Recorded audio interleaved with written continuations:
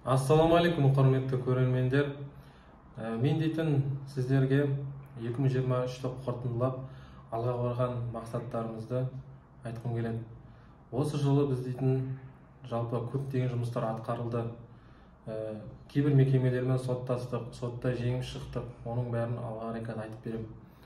Және алға қойған мақсаттарымыз да бар, себебі осы жылы істегіміз келген мәселелерді істей алмай қалдық. Ол мемлекеттік қызметкерлердің жауапсыздығы кесірінен. Біздегі деген мемлекетіміз көп көңіл бөліп жатыр. Оны ешкім жоққа шығарылмайды. Жұмыспен де қамтып жатыр. Қоғамдық көлікте де кез келген жерде де біз емін-еркін басқа дені сау азаматтар, азаматшалар секілді мойнымызды көтеріп жүре алатын деңгейдеміз заң аясында.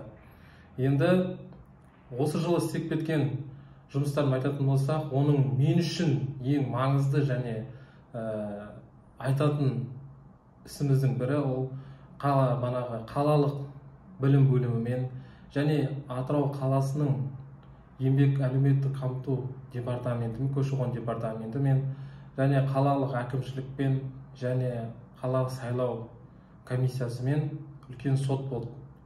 Ол сотта біз дейтін мүмкіншілігі шектеулі адамдарға, соның ішінде сайлау кезіндегі кеткен оқыстықтарды барлығын жою болды мақсатымыз.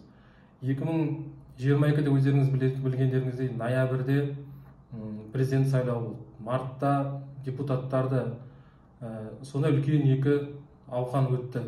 Ол кезде мүмкіншілігі шектеулі адамдар, біз, яғни көзі көрмеген адамдар, емін-еркін кіріп шығуға жағдай жасалмады. Оны біз сотта дәлелдедік және сотта жеңіп шықтық. Соттың шешімі мынандай болды. Қалалық білім бөлімімен және Атырау облысының еңбек әлеуметтік қамту көші-қон департаментіне сот осы оқыстықтарды жоюға міндеттеді. Алайда оны біз дейтін қазір жойылғанын көріп жатқан жоқпыз. Келесі жылға бұйыртса қазір мақсат қойып отырмыз, айтамыз оны қандай тағы істер шаралар өткізетінімізді. Сосын ең маңыздысы біз үшін болған тағы да үлкен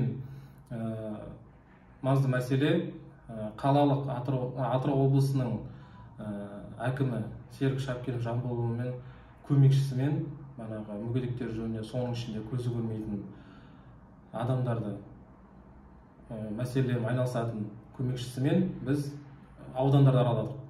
Ол да үлкен шаралардың бірі болды біз үшін.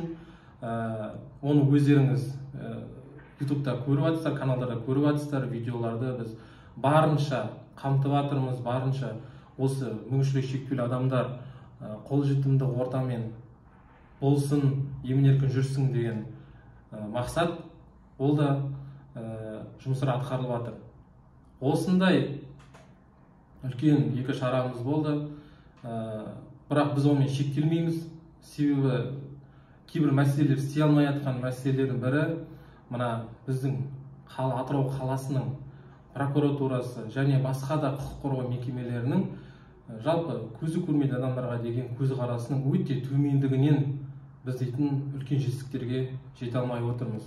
Оның бірі, мысалы, біздің құқығымызды қорғайтын қалалық прокуратурасы біз дейтін қолжетімді ортаны қоғамдық көліктер және пешеходтар, жолдар, мемлекеттік мекемелер секілді арыз жазған болатынбыз. Алайда ол қыркүйектен бастап өздеріңіз көрдіңіздер, қыркүйектің 11-інде жиналыс болды тиісті атқару мекемелерімен. Оның нәтижесі болған жоқ. Қазіргі таңда ол хатымыз Генеральный прокуратурада жатыр. Генеральный прокуратураның өзі де ол мәселеге белсене кірісіп жатқан жоқ. Сондықтан келесі жылға қойған мақсаттарымыз мынандай біздің. Келесі жылы бұйыртса Генеральный прокуратураның письмосын келгеннен кейін қалалық прокуратурамен соттасу. Және сотта ол мәселені жеңіп шығу іс-әрекетсіздіктерінен. Себебі құқық қорғау органы ешқандай іс-әрекет жасамаса, өкінішке орай біздің де мәселелеріміз осындай болып жүре береді. Қашан олар жұмыс жасап бастайды, сол кезде ғана менің ойым барлығы өзгереді деп. Және алға қойған тағы мақсаттарымыздың бірі келесі жылы мына қоғамдық көліктер, облыстық прокуратура бізге 174 қоғамдық көліктің ішінде көзі көрмейтін адамдарға мүмкіншілігі шектеулі адамдар деп жазылған, бірақ соның ішінде мүмкіншілігі шектеулі адамдар, көзі көрмейтін адамдар да жатады. Толықтай кіріп шығуға жағдай жасалды деп. Ал ол негізі теріс ақпарат, дұрыс ақпарат емес. Соны да біз көтереміз, оны соңына дейін жеткіземіз. Біреулер айтуы мүмкін, ой, сен ештеңе істей алмайсың деп, бірақ заң бәрімізге бірдей, сондықтан алға қойған мақсаттарымыз бар. Келесі жылы сосын тағы да қойған мақсатымыз бірі, мына еңбек соттың шешімі бар ғой, бізде июльде шыққан. Еңбек Атырау облысының әлеуметтік департамент, көші-қон департаментімен және қалалық білім бөлімімен соттасу іс-әрекеттер жасалмады. Себебі қазір қай мекемеге кірсең де қолжетімді орта әлі бізде қамтылған жоқ. Негізі соттың шешіміне сай еңбек әлеуметтік департаменті, көші-қон департаменті зерттеу жасау керек еді, ол жасалған жоқ, біз оны анық білеміз. Және қалалық білім бөлімі соны жоюға іс-әрекеттер жасау керек еді, ол да жоқ. Сол себепті біз оған әлі ораламыз. Сондықтан осында үлкен біз үшін ауқымды шаралар өтті, және ол өтеді де. Сіздерден сұрайтыным тек қана біздің осы видеоларымызға қолдау мақсатында комментариялар жазып, лайк басып, мемлекеттік қызметкерлер, танитын қызметкерлер болатын болса, соларға жіберу, біздің дауысымыз естілу керек, біз көрінуіміз керек, біз айтуымыз керек, сол кезде ғана ол нәтиже болады.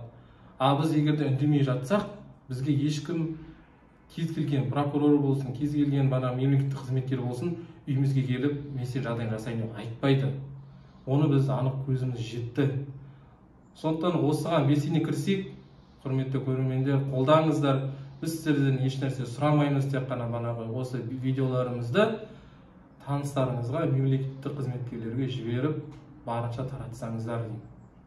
Осымен алға қойған мақсаттарымыз осы. 2023-те осындай шаралар болды. Сіздер өздеріңіз видеода көріп жатсыздар. Оның барлығы оңай емес. Кез келген мемлекеттік қызметкерлермен жұмыс жасау оңай емес. Олар дейтін, кейбіреулер дейтін, соншалықты білімсіз деп айта аламын да, біздің қарапайым халықтың жазған хаттарына өкінішке орай жауабы мүлдем сәйкес келмейді. Мысалы алатын болсақ, біз дейтін прокуратура, қалалық прокуратураға біз 4 мәселе жаздық та, қолжетімді орта, қоғамдық көлікте дыбысы нелері жоқ деген сияқты. А олар бізге не деп тұр? Сендерге инватакси бар, үйден алып кетеді, үйге керек мекенге апарып тастайды. Сондай жауаптар, ол мысалы бір-біріне вообще сәйкес келмейді. Сол үшін біз дейтін облыстық прокуратура жаздық, одан нәтиже болмады. Ол да бізге дейтін мемлекеттік қызметкерлердің статистикасын 174 автобуста жылдың соңына дейін дыбыс құрылғылары қондырылады, осындай деген сияқты мәселелер айтылды. Ол да өкінішке орай 30 декабрь болып, ешнәрсе істелінген жоқ. Сондықтан осылай қолдаңыздар, лайк басыңыздар, комментарий жазыңыздар. Соңына дейін жеткізейік. Біз егерде бірге болатын болсақ, үлкен жетістіктерге жетеміз деп ойлаймын.